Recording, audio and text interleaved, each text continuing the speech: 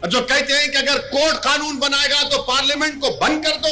अरे अगर तुम पार्लियामेंट में बैठकर अपनी अददी ताकत की बुनियाद पर मुझे मिटाने का कानून संविधान के खिलाफ बनाओगे तो मेरे पास चारा क्या बचता है कि मैं आवाम में जाऊंगा और फिर कोर्ट को जाऊंगा।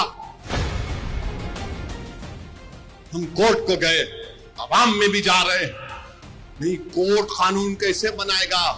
अरे जालिमों, सुप्रीम कोर्ट का जजमेंट कानून का मौक़िफ़ रखता है। पढ़ो, तुम लोग ट्यूबलाइट हो, तुम लोग थम्स अप हो। कहां जाएगा ये मुल्क। हद तो ये हो गई मेरे अजीज दोस्तों और बुजुर्गों कि अब कोई ये कह रहा है कि चीफ जस्टिस के फैसले के बाद इस देश में मजहबी जंग शुरू हो जाएगी। नरेंद्र मोदी जी, आप इख्तिदार पर हैं, आपकी पार्टी के लोग इस तरह की बात करेंगे। आप तो भारत के संविधान पर हल्फ लिए हैं कि इस देश में ये अंबेडकर का देश, ये मौलाना अबुल कलाम का देश, ये भगत सिंह का देश, अल्लामा फजल खैराबादी का देश, हुसैन अहमद मदनी का देश, महमूदुल हसन का देश, ये टीपू सुल्तान का देश। यहां बोल रहे मजहबी जंग शुरू हो जाएंगी। मोदी जी, बाबरी मस्जिद का फैसला हमारे खिलाफ आया तो क्या हमने ये जुमला कहा था कि मजहबी जंग शुरू हो जाएगी? हमने कहा था कि supreme court is supreme but infallible, but not infallible.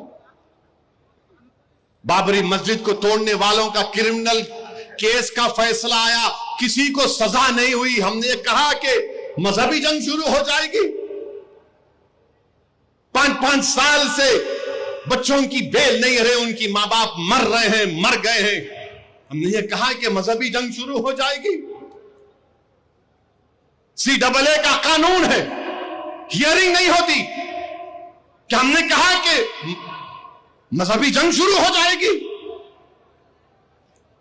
UAPA में डालकर हमको सड़ाया जाता है कि हमने जुमला कहा कि मजहबी जंग शुरू हो जाएगी। नरेंद्र मोदी जी, आपकी पार्टी के लोग कह रहे हैं कि रिलीजियस वॉर शुरू हो जाएंगी, मजहबी जंग शुरू हो जाएगी। किसको डरा रहे हैं ये लोग? अदलिया को डरा रहे हैं आप। इख्तिदार में रहकर अदलिया को डराएंगे आप। आपके हक में फैसला आया तो आपके मुंह में लड्डू फूटते हैं और आप रिलीजियस वॉर शुरू हो जाएंगे। यही फर्क है हम भारत के उन मुहिबान भारत में जिसमें हिंदू मुसलमान भी है। हम जब हमारी मर्जी के खिलाफ भी फैसला आता है हम उसको कबूल करते हैं। इसलिए कबूल करते हैं कि हम कॉन्स्टिट्यूशनल मोरालिटी को मानने वाले हैं और ये संघ परिवार के लोग एंटी कॉन्स्टिट्यूशन के लोग हैं। ये संविधान को तो मानते मगर उसको सब्सक्राइब नहीं करते हैं। ये फर्क है भारत के असली नागरिक में और उन लोगों में जो नेशनलिज्म के झूठे दावे करते हैं और कहते हैं कि रिलीजियस वॉर, जो कहते हैं कि अगर कोर्ट कानून बनाएगा तो पार्लियामेंट को बंद कर दो। अरे अगर तुम पार्लियामेंट में बैठकर अपनी अददी ताकत की बुनियाद पर मुझे मिटाने का कानून संविधान के खिलाफ बनाओगे तो मेरे पास चारा क्या बचता है कि मैं आवाम में जाऊंगा और फिर कोर्ट को जाऊंगा। हम कोर्ट को गए, आवाम में भी जा रहे हैं, नहीं कोर्ट कानून कैसे बनाएगा। अरे जालिमों, सुप्रीम कोर्ट का जजमेंट कानून का मौक़िफ़ रखता है। पढ़ो, तुम लोग ट्यूबलाइट हो, तुम लोग थम्स अप हो, तुम्हारे दिमाग में एक ही बात बैठा हुआ है, नहीं मोदी है तो खुदा है। अरे खुदा था, है और रहेगा उसी का नाम। आइन है और रहेगा, मगर इस तरह धमकी देना अदालत को और फिर गवर्नर प्रेसिडेंट को बोल रहे हैं, उनको बोल रहे हैं अगर नहीं करे तो कानून बन जाएगा। अरे 142 क्या है प्यारे?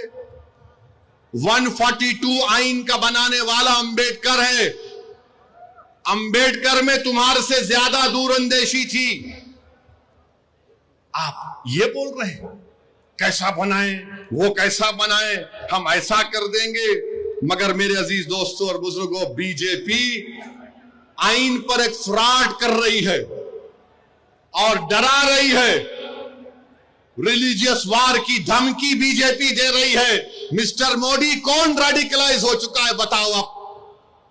सत्ता में आप हैं, आपके लोग रेडिकलाइज हो चुके हैं, इतना रेडिकलाइज हो चुके हैं कि कोर्ट को धमकी दे रहे हैं, रिलीजियस वार हो जाएंगी।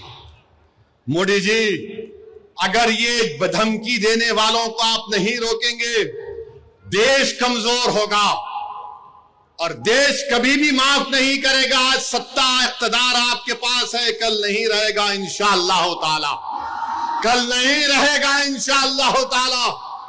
अब भारत का हिंदू भी जान चुका है कि वक्फ का कानून बनाए तो क्या मेरे को नौकरी मिलती। हिंदू जान चुका है कि मुसलमानों की नफरत को दिखाकर, मुसलमानों को डराकर वोट बटोरती आई बीजेपी। दिखाने के लिए कुछ नहीं है। 4.5-5% नौजवानों में बेरोजगारी है, उनके बेरोजगारी को दूर करने का कोई प्रोग्राम नहीं, मगर सिर्फ मुसलमानों को नफरत का निशान बना दो। तो मैं हमारे हिंदू भाइयों से भी अपील कर रहा हूं, जो आपके एंडोमेंट बोर्ड के लिए अच्छा है वो हमारे लिए भी अच्छा होना चाहिए। जो सिख गुरुद्वारा प्रबंधक कमेटी के लिए अच्छा है वो हमारे लिए भी अच्छा होना चाहिए। हमारा मुतालबा सिर्फ यही है कि हम अपनी वक्फ की जायदादों की हिफाजत कर सकें।